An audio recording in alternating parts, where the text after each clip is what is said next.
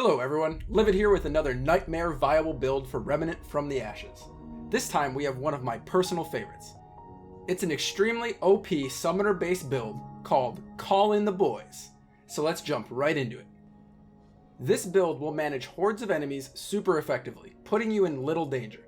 It has sustained boss damage from your summons even when you are focusing on other enemies. The mods are kept up incredibly quickly, and you maintain the highest mobility factor in the game with light armor. The only downside from this build is that it doesn't have high burst damage, which means you won't burn down tankier enemies or bosses as quick as if you had a high damage and crit based build.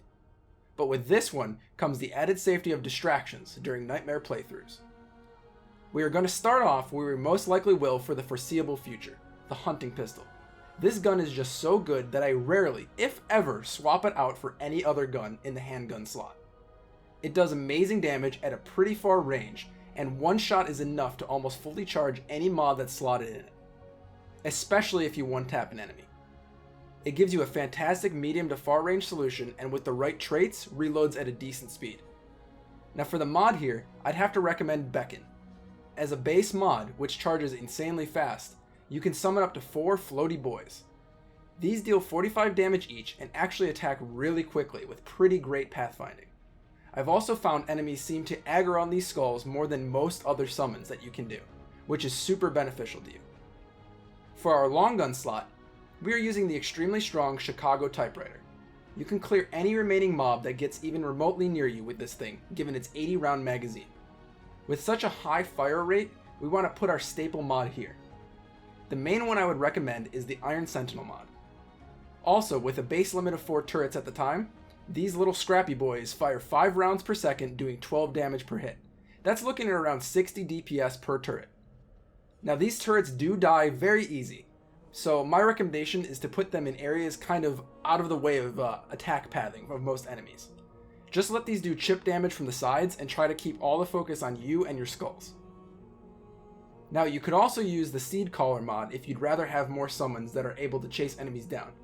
But you also end up having friendly units kind of blocking your shots at times, and you can end up killing your summons way easier. For our melee, we're going to use Voice of the Tempest, another melee weapon I almost never take off due to the overload proc being exceptional at dealing with enemies who group up too close to you. But really you can use almost any melee weapon you are comfortable with here. For our armor set, we're actually going to go with a set that doesn't boost our damage directly, the Cultist set. Not only is it a light piece of armor giving you optimal stamina usage, but its perk of boosting mod power generation by 40% is actually insane for this build. Between the spirit trait, this set, and your low cooldown mods, just a couple of shots will result in your mods being almost always fully charged. Now for our necklace, I absolutely swear by the Soul Anchor. Just the 40% duration boost to all summons is crazy enough, but it also adds +1 summon to all your mods. That gets you up to around 10 summons at a time in this build, further boosting your DPS. Now Braided Thorns would be my first choice for the ring slots, as any enemy that dies by you or your adds boosts your crit chance by 15%. Couple this with your second ring slot, the Devouring Loot, and you and your summons will crit more often and have a chance of randomly amplifying their damage. It's super good, especially with the 2 weapons we've chosen. Now the only thing you really could consider changing out is the necklace piece for the Galenic Charm. As your summons take damage, and even yourself, that damage will be converted into mod power, allowing you to summon even more to replace them. The only reason this isn't my first choice is because I rarely find myself struggling to keep summons up. So more mod power generation can seem like a wasted slot to me.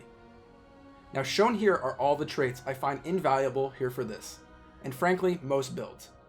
The key ones, however, are Spirit, Quick Hands, Trigger Happy, and potentially all the stamina based ones based on how much difficulty you have with dodging.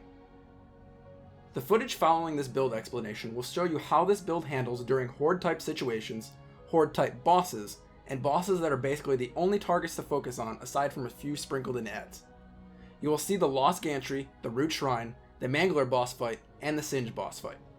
I hope this guide is invaluable to at least one person in getting through harder content of the game.